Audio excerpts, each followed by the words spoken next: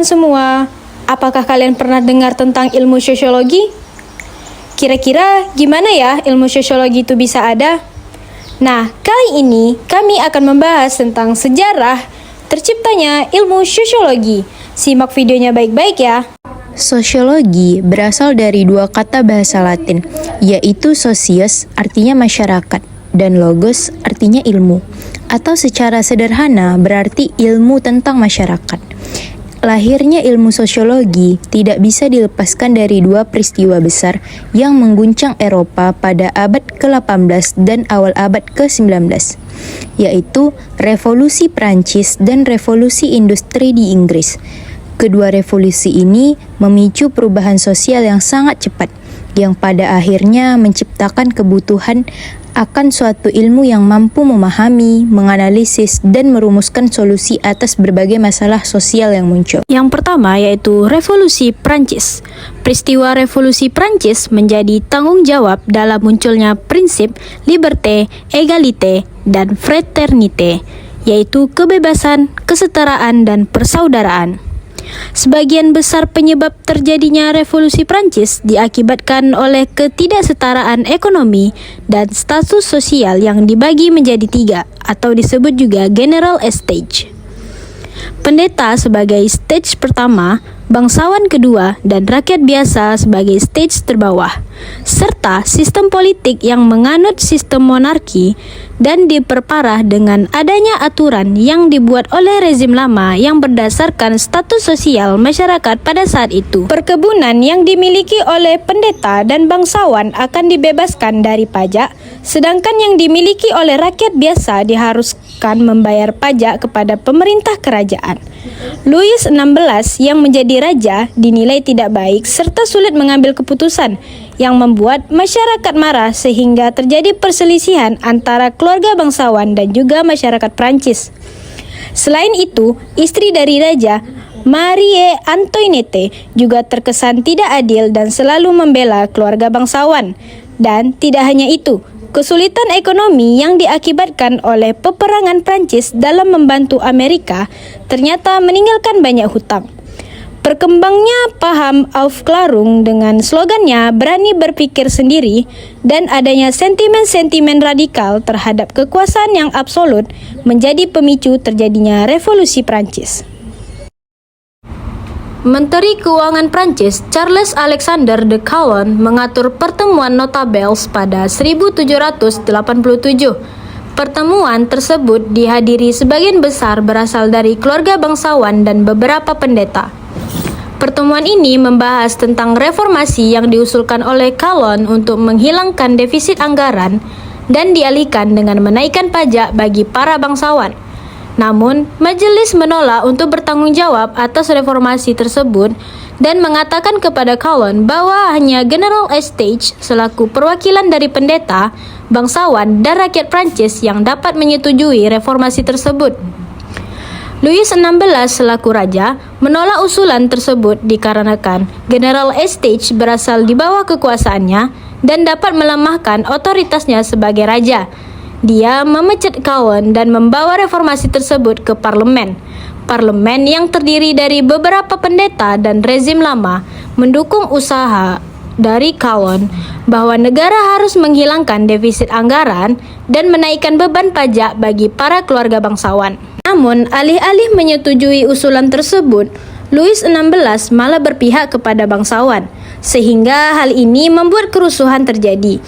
Salah satu kerusuhan yaitu terjadi di Grenoble pada 7 Juni 1788 yang menyebabkan 3 perkebunan milik Dauphin yang berasal dari keluarga bangsawan terbakar.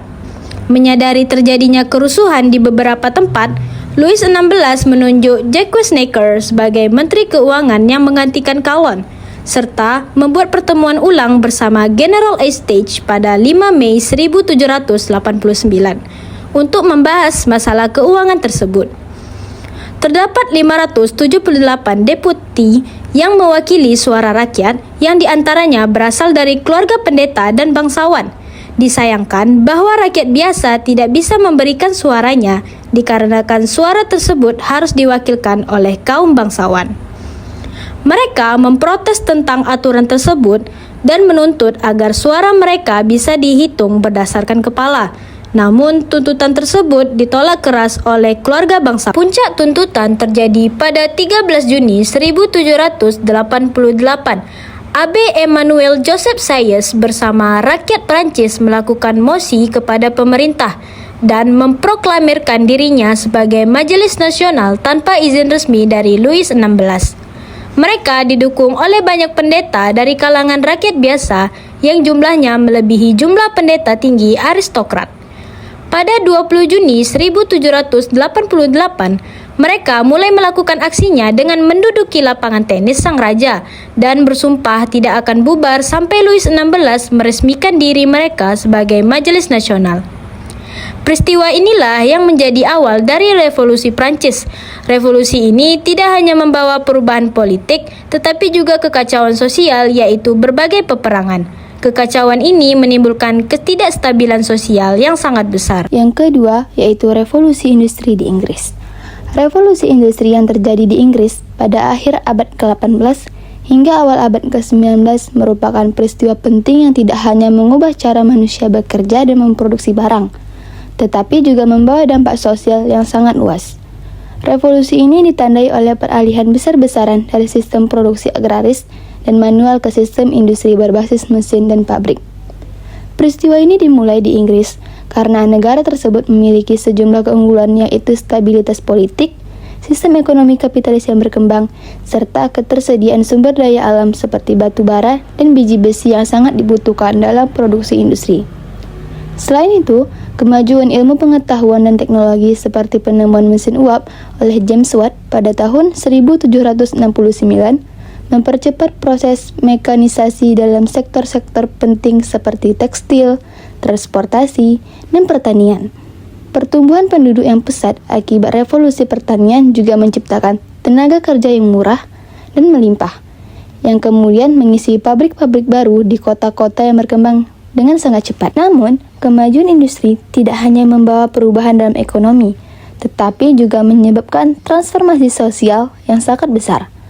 Masyarakat desa yang sebelumnya hidup secara komunal mulai meninggalkan lahan pertaniannya dan pindah ke kota untuk bekerja di pabrik-pabrik. Akibatnya, terjadi urbanisasi besar-besaran tanpa perencanaan tata kota yang memadai. Kota-kota industri tumbuh cepat, namun dipenuhi kawasan yang kumuh, kriminalitas, dan kepadatan penduduk yang tinggi. Di sisi lain, struktur masyarakat juga berubah dengan munculnya kelas-kelas sosial baru seperti kelas kapitalis atau yang dikenal dengan borjuis yang memiliki alat produksi dan kekayaan, dan kelas buruh yang dikenal dengan proletariat yang bekerja untuk upah rendah dalam kondisi kerja yang sangat tidak manusiawi.